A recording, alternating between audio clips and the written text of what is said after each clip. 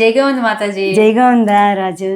నాకు ఈ భగవద్గీత వింటున్నప్పుడు, భారతం కూడా చిన్నప్పటి నుండి చూసినప్పుడు, భీష్ముడు ఏదైతే కౌరవ పక్షాన ఉండి ధర్మం చేశాడా, ధర్మం వైపు ఉన్నాడా లేక అధర్మం వైపు ఉన్నాడా, నాకు ఆ సందిగ్ధం అయితే అలా ఉండిపోయింది తను చేసింది దానికోసం.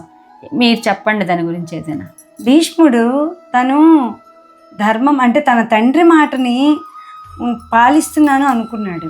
అంటే ఈ తండ్రికి ఇచ్చిన మాటని పాలిస్తున్న ఈ హస్తినాపుర సామ్రాజ్యాన్ని రక్షించాలి అనుకున్నాడు. కానీ అతను రక్షించాలి అనుకున్నప్పుడు ధర్మాన్ని కూడా ఆలోచించాలి కదా. పాండవులకి ఎన్నో ఇబ్బందులు కలిగాయి, అయితే బాధ కలుగుతుంది అతనికి, కానీ తను కిమ్మని మాట్లాడడం లేదు.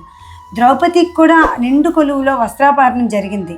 ఇది అధర్మము, ఇది ఖండించాలి అని అనుకోలేదు. అతను మౌనం వహించాడు. ఎప్పుడూ కూడా మనం ఒక తప్పు జరుగుతున్నప్పుడు నీకు ధైర్యం ఉంటే ఖండించాలి, లేకపోతే ఆ ప్లేస్ నుంచి వెళ్ళిపోవాలి. కానీ అక్కడ మౌనంగా కూర్చోవడం కూడా అధర్మానికి సపోర్ట్ చేసినట్టే. కాబట్టి అక్కడ ఏంటంటే అధర్మానికి మద్దతు పలకడం, మౌనంగా ఉండడం కూడా అధర్మమే. అంటే దీన్ని బట్టి ఏంటంటే 10 మందికి మంచి జరిగే దగ్గర మన మాట తప్పైనా మంచిని చేయాలి తప్ప, అప్పుడు ధర్మం అవుతుంది. అంతేగాని అది చెడు జరుగుతుందని తెలిసి కూడా మనం ఊరుకుంటే అది అధర్మానికి మనం మద్దతు ఇచ్చినట్టే. ఇంకో పాయింట్ చెప్తాను.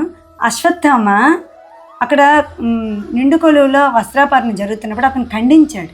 కాబట్టి అంతటి మహాభారత యుద్ధంలో కూడా అతను రక్షింపబడ్డాడు. అది జై గోవింద మాతాజీ చాలా బాగా చెప్పారు.